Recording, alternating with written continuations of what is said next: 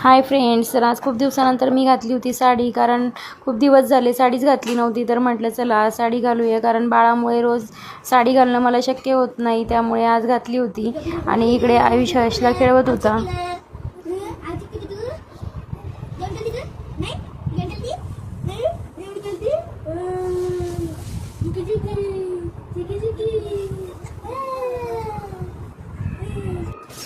त्यानंतर कपड्यांच्या वगैरे घड्या घालून घेतल्या आणि व्यवस्थित कपाटामध्ये ठेवून दिले, कारण की मग व्यवस्थित ठेवले तर सकाळी लवकर सापडतात आणि जास्त राडाही होत नाही. त्यामुळे मग पटकन ठेवून दिले. आणि हर्ष आणि आयुष इकडे खेळत होते.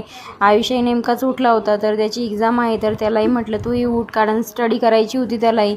त्यामुळे म्हटलं चला ते दोघे खेळताय तोपर्यंत पटकन इकडे आपले कामं करून घेऊया, कारण त्याचा स्टडी मला घ्यायचा होता. त्यामुळे पटकन इकडे मी चहा वगैरे ठेवली, कारण 4 वाजताही मी चहा घेते. दिवसातून 2 वेळेस ही चहा मला हवीच असते. त्यानंतर आयुषलाही दूध वगैरे गरम करून दिलं, कारण तोही दूध पितो 4 वाजता.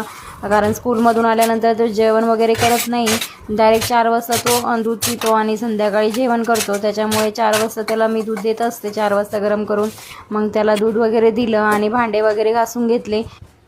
तोपर्यंत इकडे आयुषही फ्रेश झाला होता. मग त्याला म्हटलं चल अभ्यासाला बसूया. मग त्याला बसवलं, कारण की त्याची एक्झाम आहे आणि एक्झाम आहे म्हटल्यानंतर मग आपल्याला थोडंसं लक्ष द्यावंच लागतं. आणि मग त्याला पटकन घेऊन बसले, कारण की हर्ष खेळत होता. तोपर्यंत त्याला म्हटलं चल तुला कोणते कोणते क्वेश्चन करायचे आहेत ते मी तुला सांगते, कारण की त्याच्याजवळ बसलं तरच तो छान अभ्यास करतो, नाहीतर मग तोही अभ्यास करत नाही. त्यामुळे मग त्याला घेऊन बसले.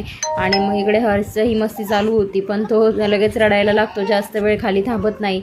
मग आयुषला म्हटलं की तू एवढे क्वेश्चन कर, तोपर्यंत मी त्याला घेते. मग त्यालाही खेळवलं आणि मग तो खेळत होता मस्त. त्याला असं थोडंसं बोललं की छान वाटतं.